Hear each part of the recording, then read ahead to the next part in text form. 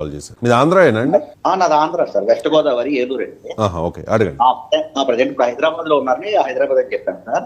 Sir ఇప్పుడు నాకున్న చిన్న రిక్వెస్ట్ ఏంటంటే సార్, ఇప్పుడు మనకి ఇప్పుడు న్యూస్ ఛానల్స్ ఉన్నాయి కదా సార్, ఈ న్యూస్ ఛానల్స్ లో నెంబర్ ఆఫ్ ఛానల్స్ ఒక టైప్ ఆఫ్ పార్టీకి సపోర్ట్ చేస్తారు.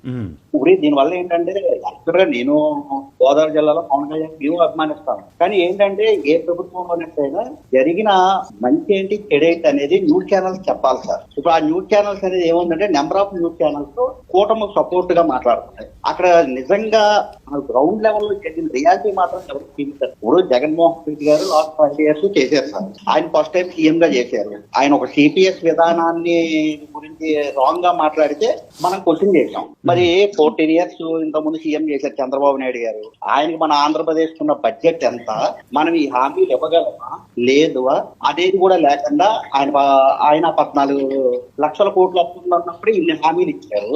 ఈ రోజు వాళ్ళ ఆర్థిక మంత్రి 7 లక్షల కోట్లు ఉన్నాయని చెప్పారు.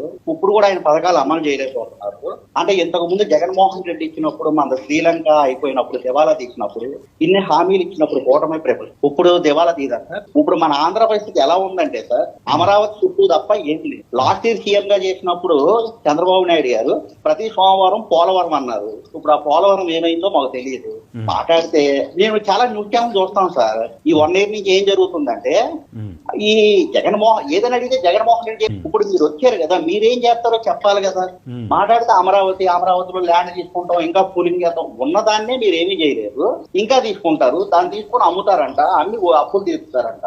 ఇంకోటి కూడా సార్, మాది ఏలూరు సార్, వెస్ట్ గోదావరికి హెడ్ క్వార్టర్స్ లో, మా ఏలూరులో వెస్ట్ గోదావరి హెడ్ క్వార్టర్స్ లో డిగ్రీ కాలేజ్ లేదు సార్ మాకు. మరి చంద్రబాబు నాయుడు 14 సంవత్సరాలు సీఎం చేసినప్పుడు వెస్ట్ గోదావరి హెడ్ క్వార్టర్స్ ఏలూరుకి ఏం చేశారు సార్? తెలుగుదేశం గవర్నమెంట్ కానీ, ఇంతకుముందు కాంగ్రెస్ గవర్నమెంట్ కానీ. కానీ జగన్మోహన్ రెడ్డి వచ్చిన తర్వాత మాకు మెడికల్ కాలేజీ వచ్చింది, 2 ఫ్లైఓవర్స్ వచ్చినాయి.